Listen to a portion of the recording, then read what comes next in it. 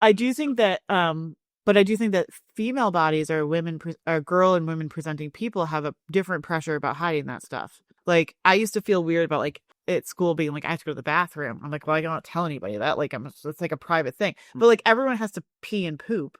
But I do think that there's like a girls. I think girls and women's bodies are supposed to be.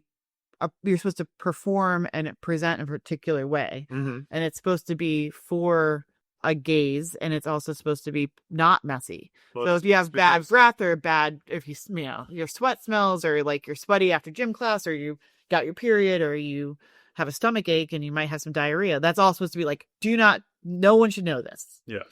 Um, this feels to me like an artifact of women being chattel, Mm-hmm. right? So the property of their father and then their husband.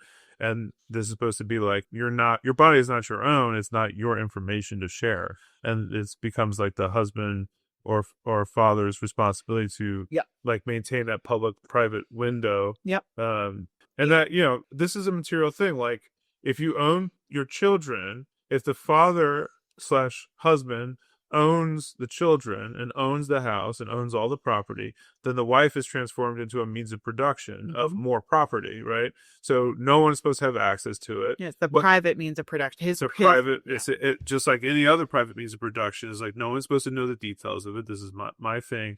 Anything that anyone else knows is a violation, not on the body of the woman, but a violation of the man's property.